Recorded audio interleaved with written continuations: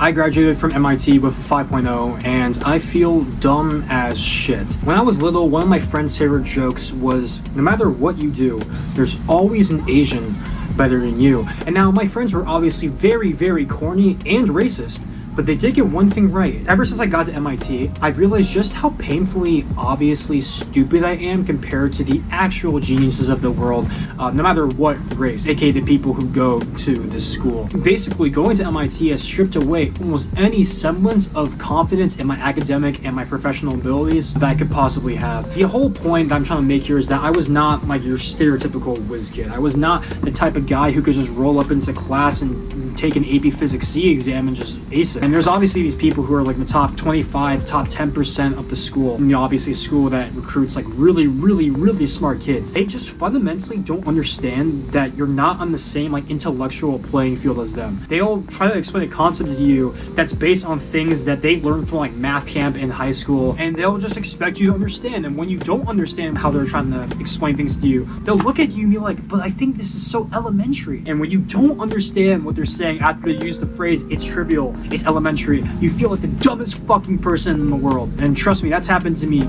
so many times. And one funny thing about me is that my therapist, found out what school I go to, right? So he starts off a lot of the sentences when he talks to me with, you're obviously a very smart guy, so blah, blah, blah, blah, blah. And what he doesn't realize about that is that shit does not work on me. Maybe for the first 18 years of my life where I used to identify myself so much based on how good I was at school and my grades, and just happened to be much better at like pre-calculus than the average student. For the past 4 years of my life, basically like 0%, maybe 1% of my identity and how I value myself and how I view myself is the fact that I go to a good school. And for anyone curious, I stopped going to that guy actually and started exploring, innovative, creative forms of therapy, including and not limited to staring at myself excessively in the bathroom mirror and spending over 3 hours a day exercising to clear my head and just to feel something. There's this trend I saw on Instagram Reels the other day where dudes basically talk about when they realize they were never going to make it into the NBA. I had sort of a similar thing happen to me, except instead of comparing myself to generational athletes who got mixtapes into them, I got humbled by a bunch of angsty 19-year-olds who knew algorithmic theory but didn't know that basketball was played in the NBA.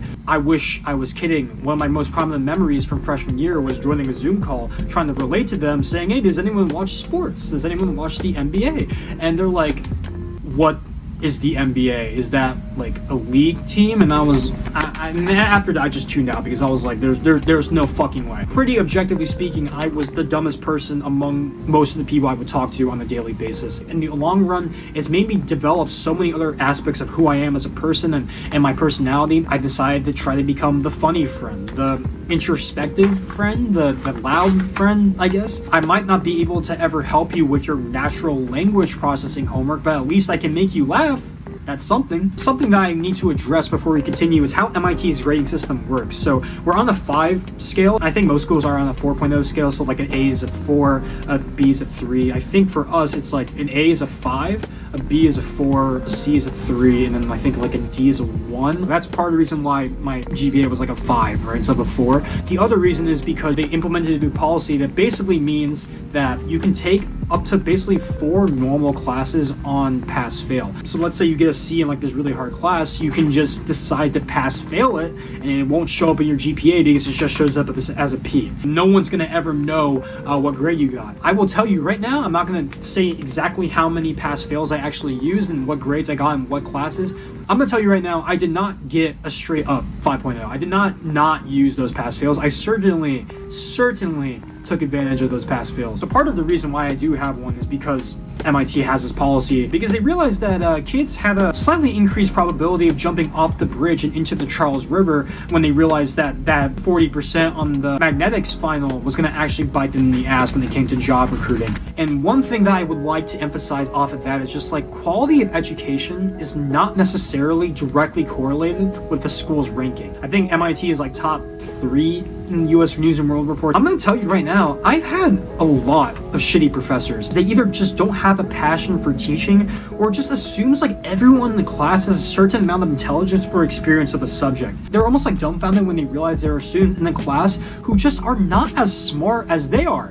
And so when you explain a concept a certain way using foundational knowledge that these students, for the most part, including me, don't know ahead of time, you're not going to be able to actually teach them anything because you're just going straight over their heads. These professors, they don't get it. Like, they're just almost too smart for their own good. If there's one thing I've learned from my time at MIT, it is not algorithms, it's not how to code, it's not statistics. I've learned that I just have a unnatural ability to get absolutely fucked by old white men who are just waiting to collect their pensions.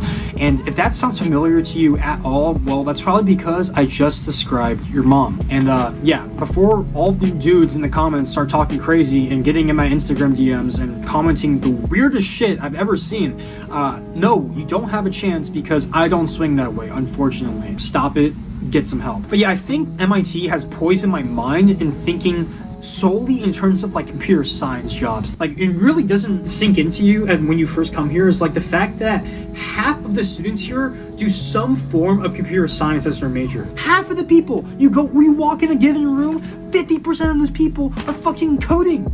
It's ridiculous. You almost forget the fact that just because you do a CS major does not mean you have to be a quant, a software engineer, a data scientist. There are other jobs out there that are still pretty good and that still pay a lot of money, especially if you're an MIT grad, that aren't like coding. And when I realized I don't like coding, it almost felt like I was committing a sin. It felt like I was like that meme where the guy is like standing up in a room full of people and like staring off into space. I don't think that computer science is the path for me. And it's just this shocking revelation. One thing I will mention is the fact that if you know me at all in real life, if you follow this channel at all, you might know that I'm actually staying at MIT for another year. I am staying to get my master's degree. Some of my friends, even acquaintances, when they find out that I'm an MEng, they're like, how the hell are you gonna talk so much shit and still stay at the school? And my response to that is that I can't go back in time and change my decision to go to MIT, but what I can do is make the best out of the situation I'm currently in. I decided based on the job prospects I had, based on my interests, what I want to do with the rest of my life, I think getting a master's was the best decision given the fact that I already spent 4 years in this place. I make these videos because there isn't that much content out there that discusses the downsides to going to a school like MIT, Stanford, Harvard. There's literally an entire genre of videos on the internet that is dedicated to people finding out that they got into schools like these. Everyone romanticizes the idea of going to MIT, of going to Stanford, of going to an Ivy League so much. And obviously, it's a great thing to do if you can afford it, if you can get in, if you can somehow manage to find a way to get those admissions officers to let you into those doors. It is an honor, it is a blessing, it really is a privilege. I feel like college admissions has just become a circle jerk of people discussing how much they want to get in and what lengths they're willing to go to do it. I believe that just because literally everyone around you would probably kill to go to a certain school doesn't mean that you need to blindly follow suit. It's been important to me personally to make people stop and think, do I really want to subject myself, my son, my daughter to the experience that AnxiousJoe has had, for example? It could set themselves up for the future, but it could also ruin their mental health for years to come. You never know. Some nuance in any situation has almost never hurt anybody. And honestly, at this point, shitting on MIT and my experience at this place has just become a tradition. So yeah, that's gonna be it for me. Stay anxious, everyone. Have a beautiful rest of your day, and peace.